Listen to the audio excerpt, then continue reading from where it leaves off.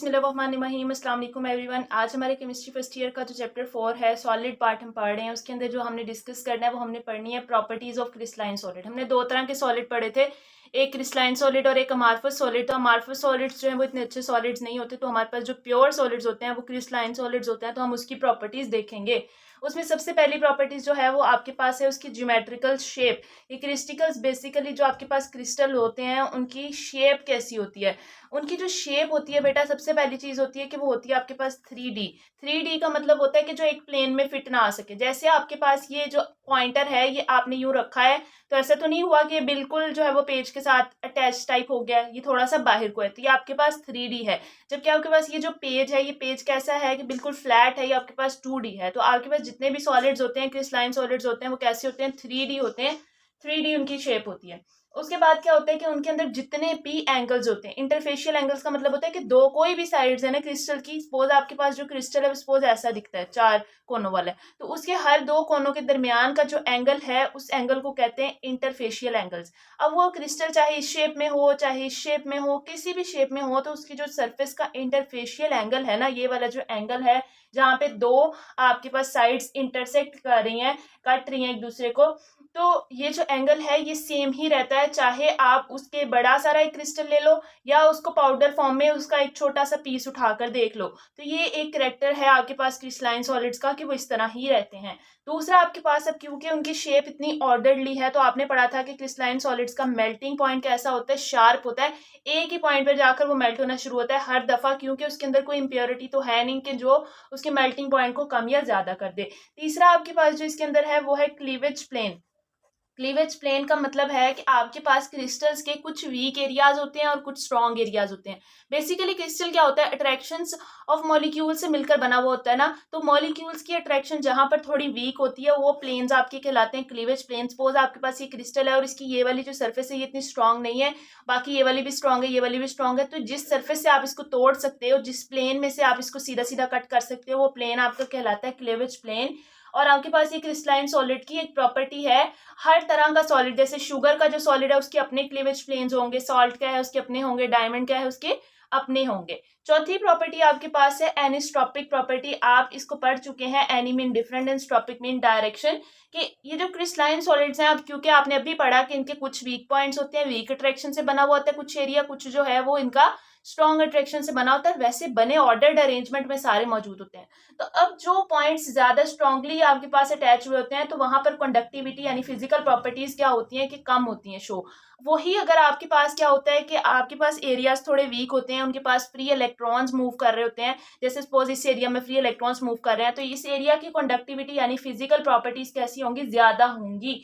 जैसे इसके पास आपके पास एग्जांपल है ग्रेफाइट की, एक कॉमन एग्जांपल की बात हुई है। आपके पास जो ग्रेफाइट होता है, एक मिनरल होता है ग्रेफाइट, तो ये जो ग्रेफाइट है इसकी जो अगर आप लेयर्स लें ना, तो एक तरह की लेयर जो इस तरह की सपोज आप ले लें, एक इधर से लेयर ले लें इसकी क्रिस्टल में से, जो इस तरह की आप लेयर लेते हैं उसमें से एक लेयर जो है ना वो ऐसी लेयर होती है कि उसमें इतनी स्ट्रॉन्ग बॉन्डिंग हुई होती है ऑर्डर्ड मॉलिक्यूल्स के दरमियान कि उसके अंदर से कंडक्टिविटी किसी भी चीज की, चाहे वो इलेक्ट्रिकल हो, हीट हो, कोई भी कंडक्टिविटी हो, लाइट हो, वो कम होती है।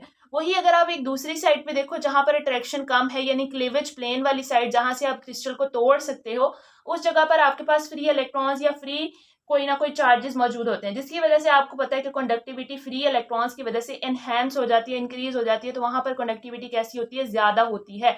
तो बेसिकली आप कह सकते हो कि एनिस्ट्रोपिक भी क्लीवेज प्लेन पर डिपेंड कर रहा है ये, या आप कह सकते हो कि क्लीवेज प्लेन भी एक एनिस्ट्रोपिक आपके पास बिहेवियर है। अब हम देख लेते हैं सिमेट्री।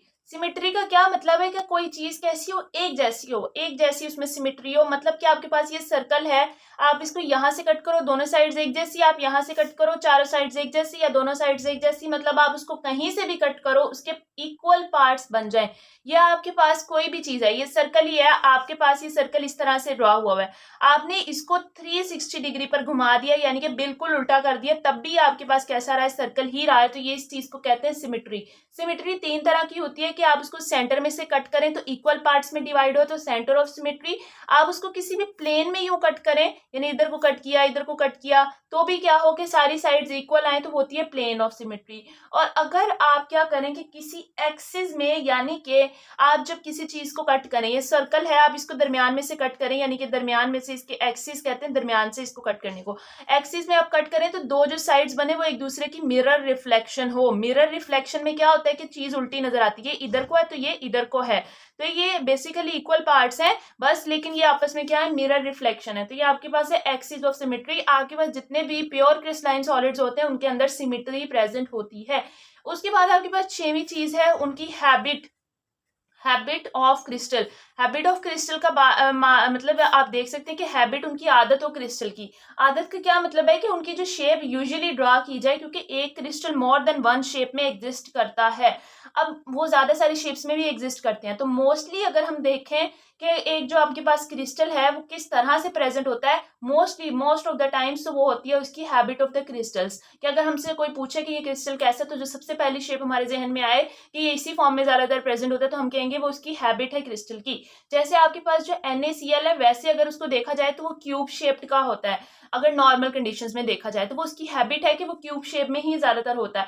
लेकिन अगर उसके अंदर कोई इंप्योरिटी आ जाए, जैसे उसके अंदर कोई 10% यूरिया ऐड हो जाए, तो क्या होता है कि वो उसकी शेप हो जाती है नीडल लाइक। उसकी शेप कैसी हो जाती है, नीडल लाइक, यानी कि उसकी हैबिट खराब हो जाती है क्रिस्टल की, कि जिसमें उसको हर बार ड्रॉ किया जाता है। आगे आपके पास एक प्रॉपर्टी है आइसोमॉर्फिज्म। क्या है, iso mean same, morphism mean shape. अब क्या हो कि सेम शेप लेकिन क्रिस्टल डिफरेंट हो।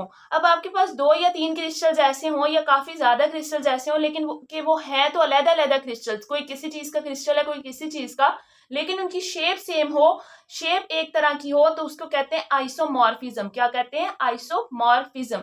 आइसोमॉर्फिज्म बेसिकली डिपेंड नहीं करता कि वो किस चीज से बने हुए हैं, केमिकल नेचर क्या है, ये जस्ट डिपेंड करता है कि कितने एटम्स और उन्होंने अपने आप को किस तरह से अरेंज किया हुआ है, उनकी कॉम्बिनेशन क्या है। तो आपके पास जैसे इसकी एग्जांपल आपकी बुक पर एक पूरा टेबल दिया हुआ है, आप वो देख सकते हैं, जिसमें डिफरेंट शेप्स आपके पास बताई हुई हैं, रोम्बोहेड्रल, ऑर्थ्रोरोम्बिक, ठीक है, क्यूबिक, हेक्सागोनल, ये सारी हम आगे पढ़ेंगे, अभी आप जस्ट नाम देख लें। अब इसकी एग्जांपल है आपके पास कि NaCl का जो साल्ट होता है या NaBr जो होता है, ये दोनों क्यूब्स की फॉर्म में प्रेजेंट होते हैं, जबकि ये दोनों क्या है, अलग-अलग चीजें हैं। आगे आपके पास एक प्रॉपर्टी है पॉलीमॉर्फिज्म। क्या है आपके पास, पॉली मीन काफी ज्यादा, मॉर्फिज्म मीन शेप। अब आपको नाम शो हो रहा है, इसके अंदर क्या होगा कि आपके पास एक ही क्रिस्टल नंबर ऑफ शेप्स में प्रेजेंट होगा। अब यहाँ पर एक बात याद रखें कि जब पॉलीमॉर्फिज्म का फिनोमेना, ये कंपाउंड्स शो करते हैं, यानी कॉम्बिनेशन हुआ हो एटम्स का, उनकी वजह से जो कंपाउंड बना हुआ हो, वो कंपाउंड अगर आपके पास, वो क्रिस्टलाइन कंपाउंड अगर आपके पास एक शेप से ज्यादा फॉर्म में प्रेजेंट हो सकता है, तो उसको, वो फिनोमेना को कहते हैं पॉलीमॉर्फिज्म, यानी कि वो काफी ज्यादा शेप्स में आपके इर्द गिर्द प्रेजेंट हो एक ही चीज। जैसे आपकी बुक पर एग्जांपल दिया हुआ है AgNO3, silver nitrate, calcium carbonate, ये दोनों का उन्होंने बताया कि इनके क्रिस्टल्स 2 तरह के होते हैं। पहला जो है उसके रोम्बोहाइड्रल भी हो सकते हैं और ऑर्थोरोम्बिक, जबकि ये कंपाउंड एक ही है। इसी तरह कैल्शियम कार्बोनेट ट्राइगोनल भी होता है और ऑर्थोरोम्बिक भी होता है। आगे आपके पास एक फिनोमेना है एलोट्रोपी। आपके पास फिनोमेना है एलोट्रोपी। अब एलो मीन एलिमेंट्स रिलेटेड। अब क्या हो रहा है कि एलिमेंट्स ने आपके पास more than one crystalline form show की हुई है। पहले पॉलीमॉर्फिज्म में कंपाउंड एक से ज्यादा शेप में प्रेजेंट हो सकते थे, और अब एलोट्रोपी में क्या है, एलिमेंट्स, कोई एक एलिमेंट जैसे सल्फर, कार्बन, ये एलिमेंट्स मिलके आपके पास कंपाउंड बनाते हैं ना। तो जो एलिमेंट्स आपके पास जो है वो मोर देन वन क्रिस्टलाइन फॉर्म में नेचर में प्रेजेंट हो, उनको कहते हैं कि वो फिनोमेना कौन सा है, एलोट्रोपी। जैसे आपकी बुक पर एग्जांपल है, सल्फर रोम्बिक फॉर्म में भी प्रेजेंट होता है और मोनोक्लिनिक फॉर्म में भी प्रेजेंट होता है। ये फॉर्म्स के अभी आप नाम पढ़ लें, इसके अगले टॉपिक में हम इंशाल्लाह ताला क्रिस्टलाइन लैटिस के बाद इसको डिस्कस करेंगे कि ये आपके पास शेप्स हैं क्या। उसके बाद आपके पास है transition temperature. Transition temperature, as the name shows, transition कहते हैं किसी चीज की चेंजिंग को, और टेम्परेचर का क्या मतलब है कि टेम्परेचर की चेंजिंग की वजह से आपके पास शेप में जो चेंज आए। अब आपके पास बेसिकली ट्रांजिशन टेम्परेचर एक ऐसा टेम्परेचर है जिसमें दो चीजें एक दूसरे में कन्वर्ट हो रही हों। कन्वर्ट हो रही हो का क्या मतलब है, ट्रांजिशन का मतलब है एक दूसरी में तब्दील हो रही हो, दूसरी पहली में तब्दील हो रही हो। तो ये आपके पास इसकी एग्जांपल है कि आपके पास ऐसा टेम्परेचर जहां पर आपके पास क्रिस्टल एक ही चीज का क्रिस्टल 2 तरह की शेप्स में कन्वर्ट हो रहा हो। यानी कि वो एक शेप से दूसरी में जा रहा हो, दूसरी से पहली में जा रहा हो, प्योरली किसी भी एक शेप में ना हो, वो आप टेम्परेचर आपका कहलाता है टेम्परेचर या ट्रांजिशन टेम्परेचर, वेरिएशन टेम्परेचर या फिर ट्रांजिशन टेम्परेचर। इसकी एग्जांपल आपकी बुक पर काफी सारी दी हुई है कि उन्होंने कहा कि आपके पास जो ग्रे टिन और व्हाइट टिन होता है वो टिन ही है, लेकिन उसके 132 डिग्री सेल्सियस पे क्या होता है कि ग्रे टिन व्हाइट टिन में कन्वर्ट हो रहा होता है और व्हाइट टिन ग्रे टिन में, तो आपके पास कुछ क्रिस्टल्स क्यूबिक प्रेजेंट होते हैं उस सब्सटेंस के और कुछ टेट्रागोनल, यानी कि वो पूरा का पूरा ना तो क्यूबिक होता है ना पूरा का पूरा टेट्रागोनल होता है। तो ये जो चीज है आपके पास वो टेम्परेचर जहां पर दो फॉर्म्स इकट्ठी क्रिस्टलाइन फॉर्म्स एग्जिस्ट कर रही हो, तो वो आपके पास कहलाता है ट्रांजिशन टेम्परेचर। होपफुली आपको समझ आई होगी। आज के लिए बस इतना ही है, अगर कोई क्वेश्चन है तो आप पूछ लें। Thank you so much. Allah Hafiz.